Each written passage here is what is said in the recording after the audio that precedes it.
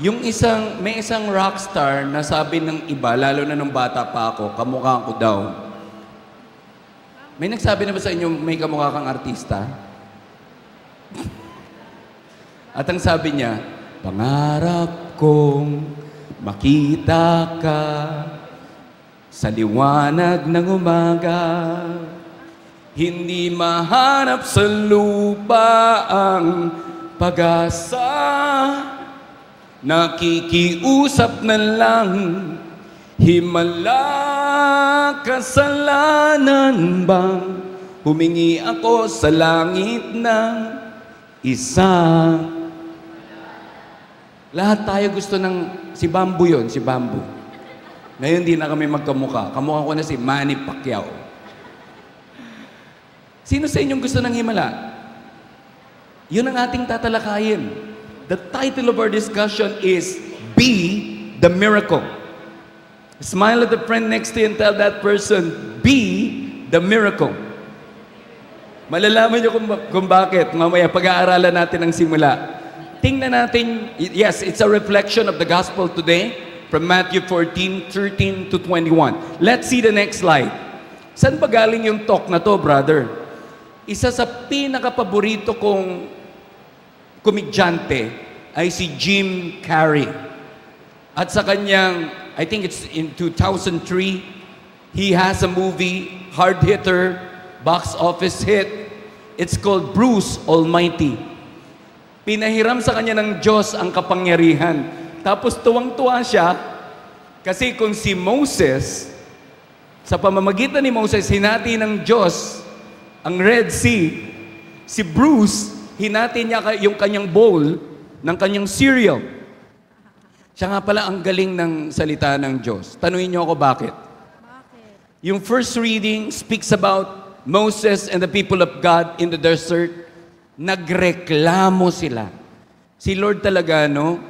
Pinapakinggan ni Lord kahit reklamo natin. Alam niyo ba, sometimes it is not what is said, but how it is said. Kuripot sa magpuri ang bayan ng Diyos, pero pag nagre-reklamo, Moses! Ba't mo kami dinala dito? Miss na namin. Ang masasarap na pagkain, ibalik mo na lang kami sa pagiging alipin. Grabe ang Diyos nagbigay ng mana, hindi yung pamana, mana na pagkain, at may ulam pa. Lumilipad na mga pugo, quail, na mababa ang lipad, hindi ito yung kanta ni Freddy Aguilar, para, yes, pampa-flavor sa kanilang, because may sinasabi ang mga pare na Dominus Providebit. Can you say that please? Dominus Providebit.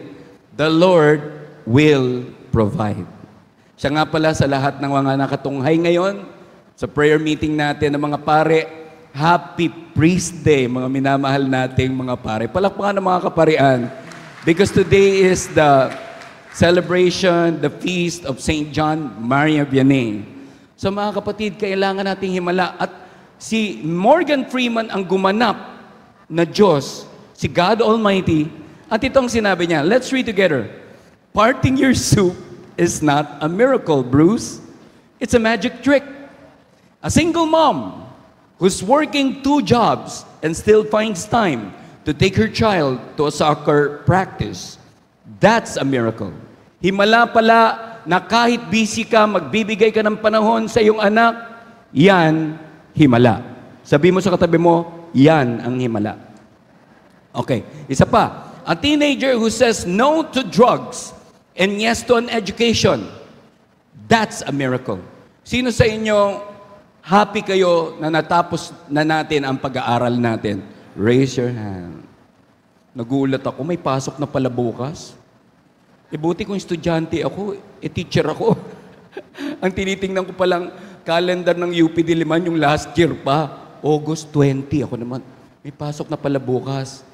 Mga kapatid, ang pag-aaral ay isang himala. Huwag mo nang titingnan yung katabi mo. Ang graduate yung katabi mo ay isang himala. Tuloy natin. People want me to do everything for them. But what they don't realize is they have the power. Ito na, Dito galing ang ating talakayan. You want to see a miracle, son? Be the miracle. Sino sa inyo may problema? Taas ang kamay.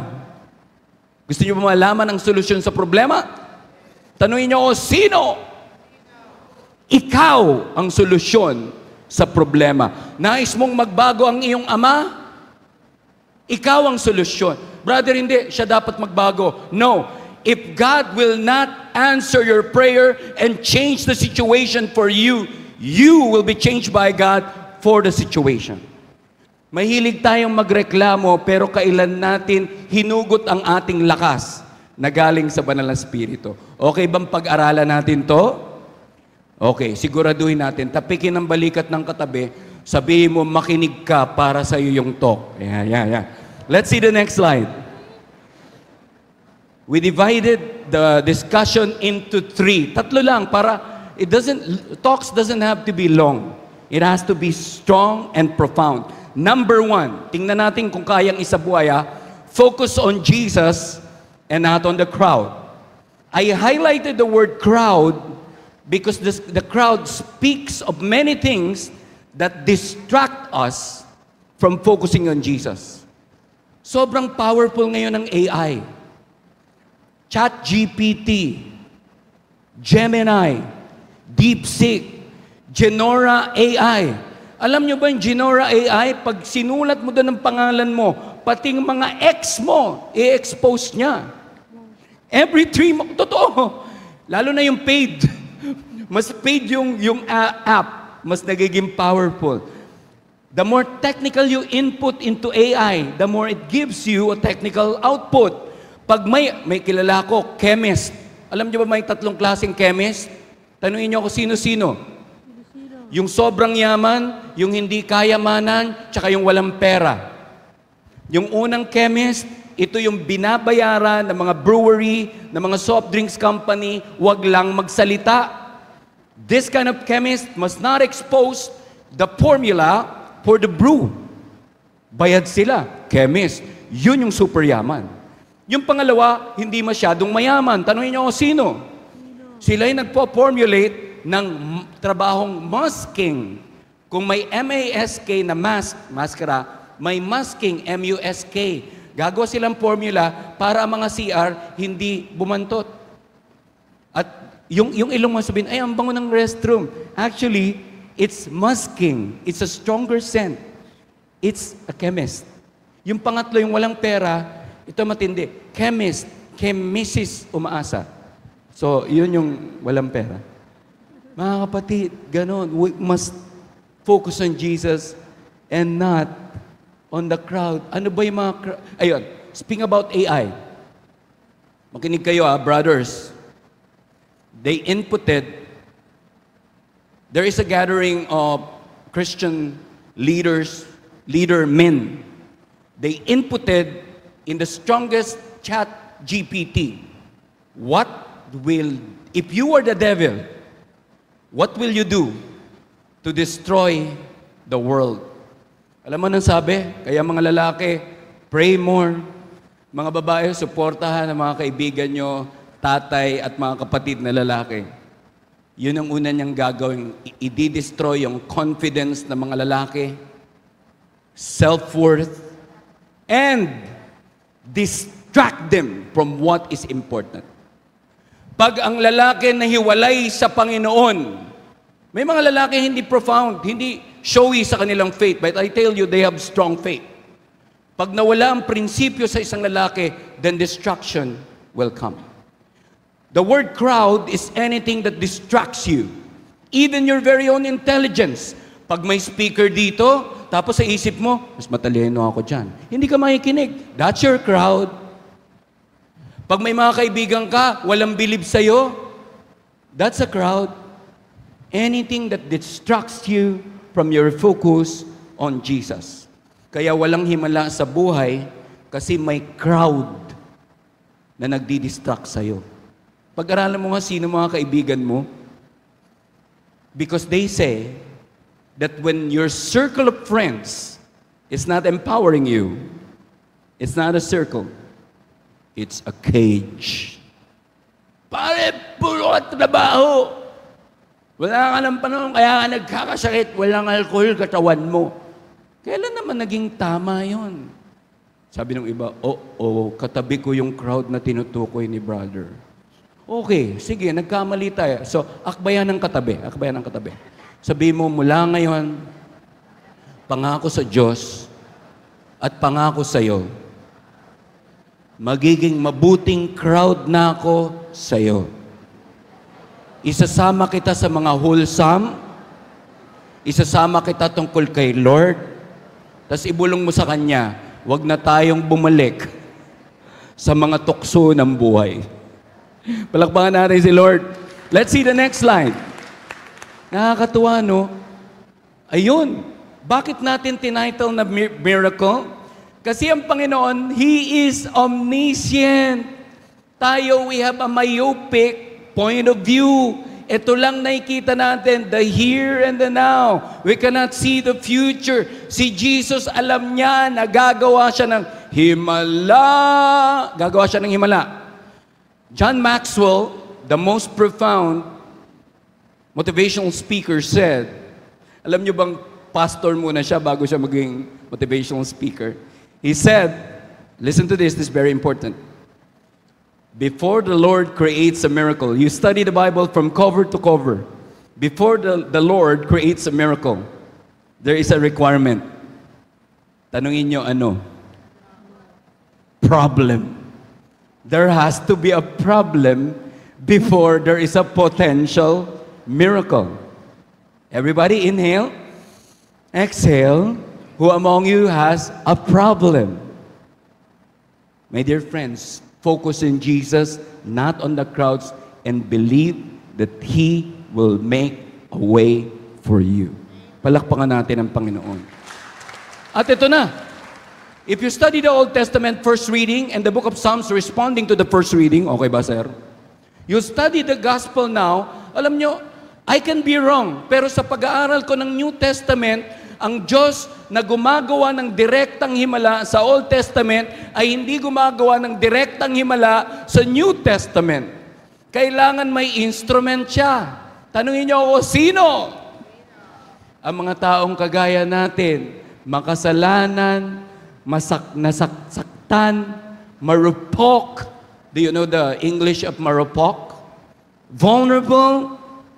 Gagamitin tayo ng Diyos. Tingnan mo, Lord, sabi niya, pauwiin mo na yan. Minsan ganyan tayo eh. Wala tayong pampakain. Minsan ganun eh, pag alam mo, Diyos ko, matindi pala tong, restaurant, mahal. Anong oras ka uwi? Yung mga style natin para makauwi lang yung mga kasama natin. Kasi pag nalamang taga St. Peter ka, baka ikaw man libre. May ganun eh. Pag alam na generous ka. Tulad nung isa sa mga unang date namin ni Mami Joy, pumunta kami dyan sa SM. Lahat ng mga restaurants puno. Siyempre, mga kaya kong restaurant, yung Jollibee, yung ganun. Tapos ito, walang tao. Pagpunta namin, naalala ko yung nanay ko. Lahat daw ng restaurant na may mantel, mahal. Yan, doon na kami. Pagbukas ko ng menu, Panginoong Diyos ko, kulangin yung pera ko. But sabi ko, Lord, ayan na, I focus on Jesus, not on the crowd. Kasi ang crowd ko, taga-bagong baryo ako, wala akong pera. Yung aking girlfriend ngumiti, para siyang binigyan ni Lord, hindi, malakas talaga discernment ni Joy, di ba? Sabi niya, Brother O, huwag kang mag-alala. May pera ang girlfriend mo. Palakpakan natin si Lord.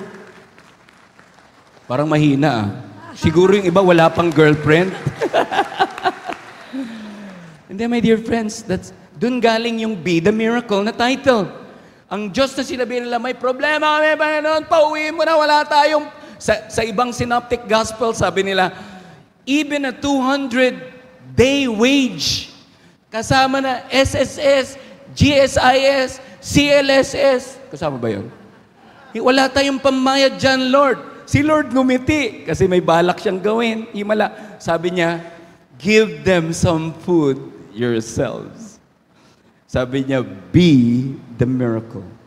Pag ikaw ay nakaharap sa salamin at sabi mong, ang daming problema, Lord, pumapangit na ako. Alis ka muna. Tapos magdasal ka. Sama mo si Lord. Pagtingin mo sa salamin, siya rin ang solusyon. Ikaw, pero kasama mo ang Diyos. Somebody said that you and God are a majority. Tingnan mo yung katabi mo. Pag mag-isa lang yan, walang powers yan. But when that person brings Jesus to himself, you become a superpower. Let's give a big hand to the Lord. Give them.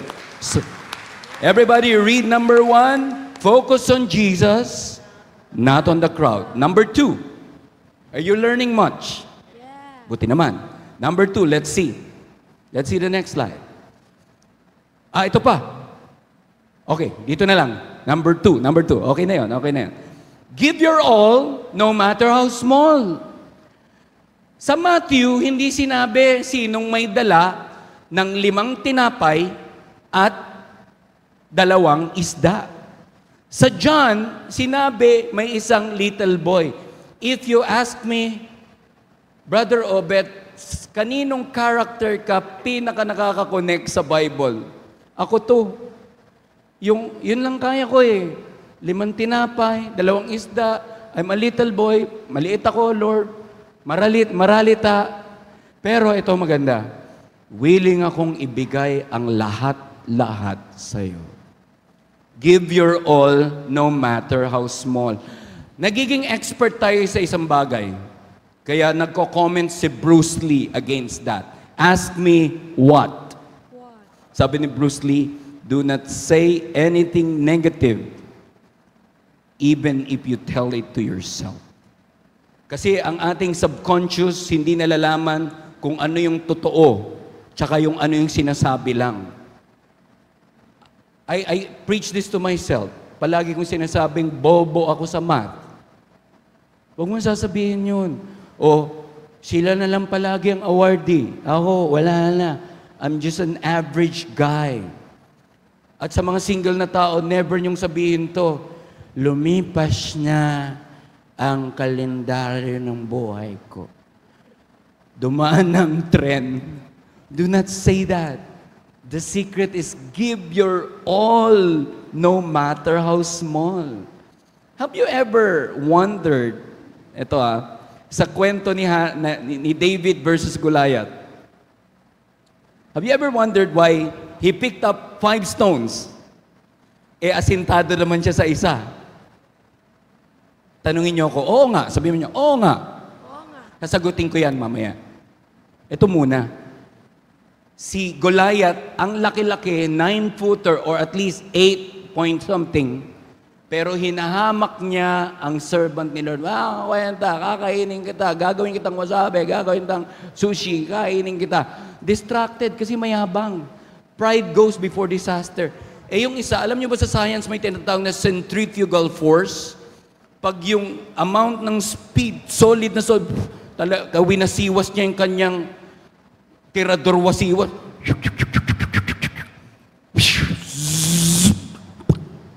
Centrifugal force. Patay. Brother Obet, ba't may 4 pa? Na bato? Ask me why. Because according to the Chismisology report of the Bible, may 4 na kapatid si Goliath na higante rin. Sabi mo sa katabi mo, kaya dapat proactive tayo. Why did David win? Wala siyang armor. Maliit siya, but why did he win? Ask me why. Binigay niya lahat. Pag may nang tanong, Brother Obet, what's your best talk ever? Ang sasabihin ko, my next talk.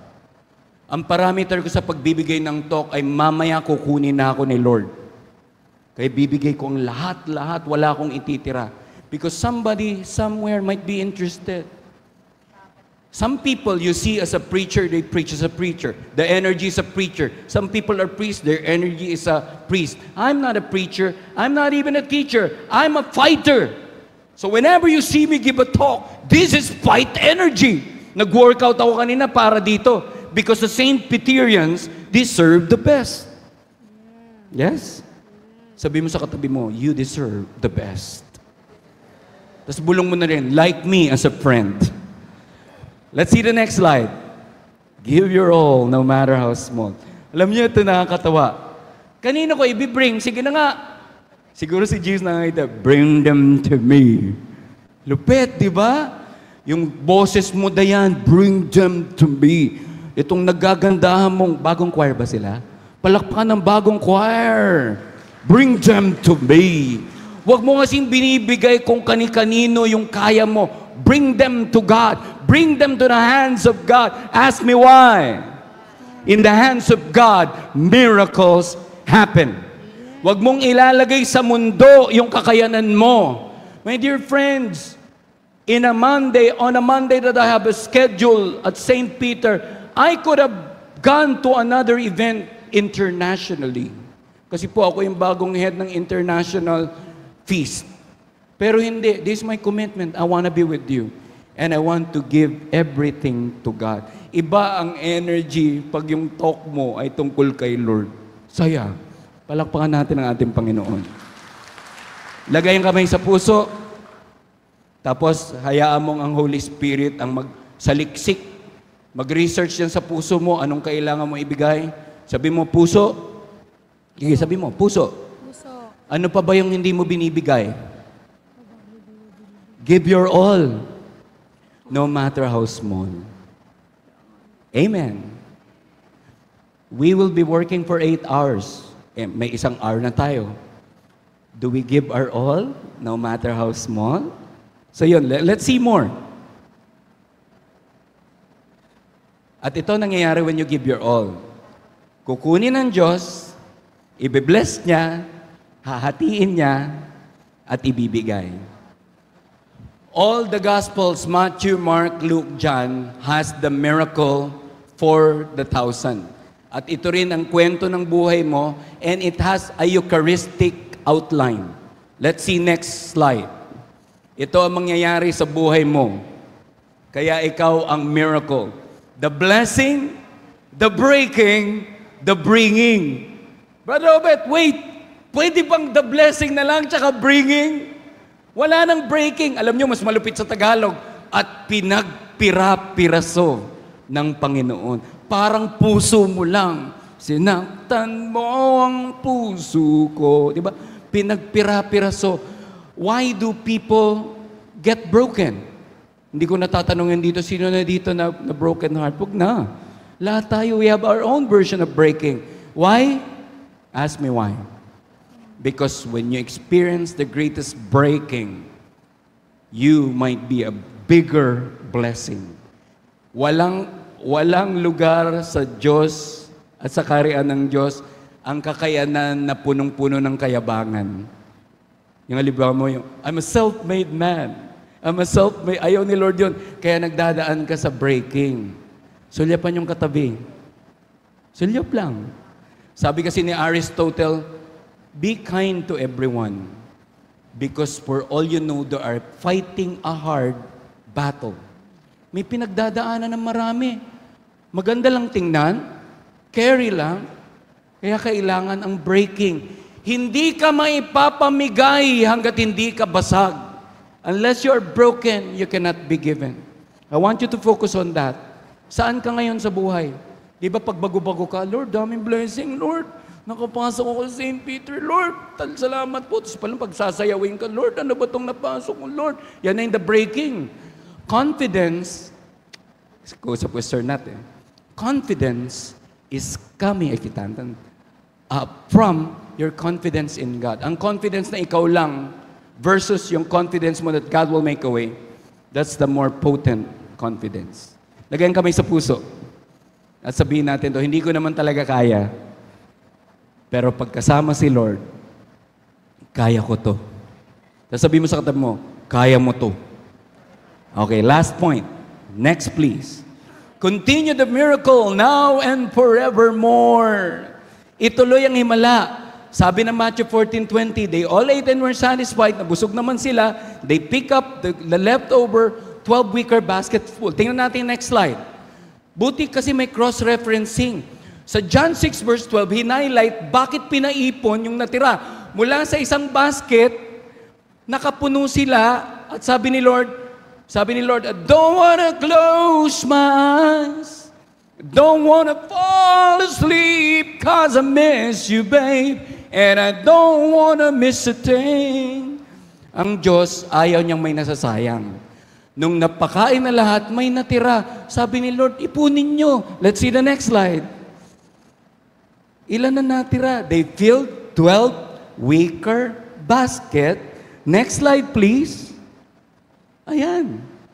12 para ituloy ng mga alagad ang himala. Babasahin natin isa-isa. Tingnan nyo kung kayang isabuhay. Ready? Focus on Jesus, not on the crowd. Kayang gawin? Pumalakpak sa Panginoon kung kayang gawin. Teka, yung palakpak na may ngiti, yung may palakpak na may pag-ibig kay Lord. Kaya. Focus on Jesus. Give your all, no matter how small, na walang kinukumpara. Bigay mo lang the best mo. Kaya? Pumalakpak sa Panginoon. Continue the miracle now and forevermore. Everybody stand up. We will be responding in worship. I'm inviting you to place your hand over your heart.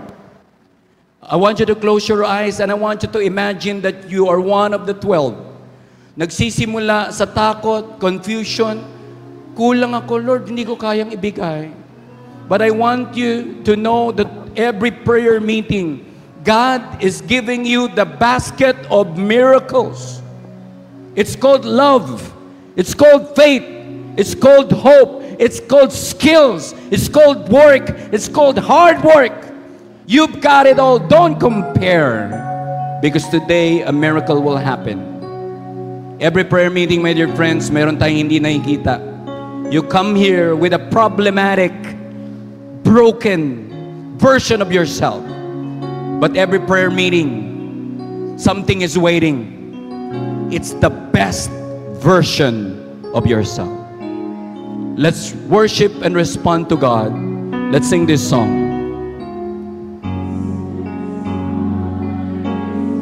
We desire to honor you, Lord.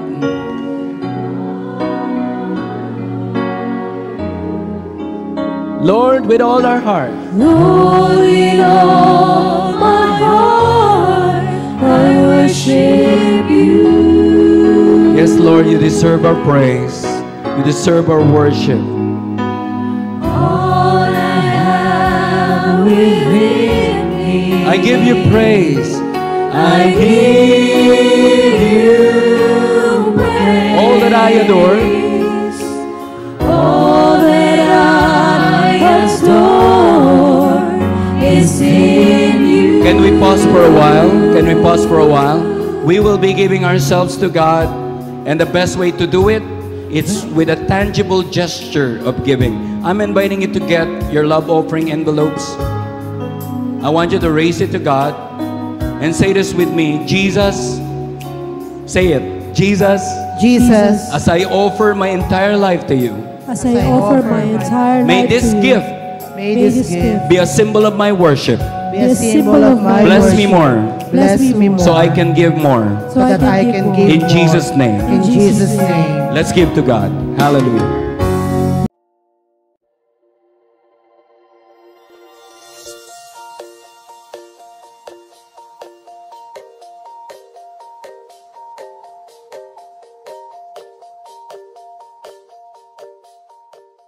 Hallelujah!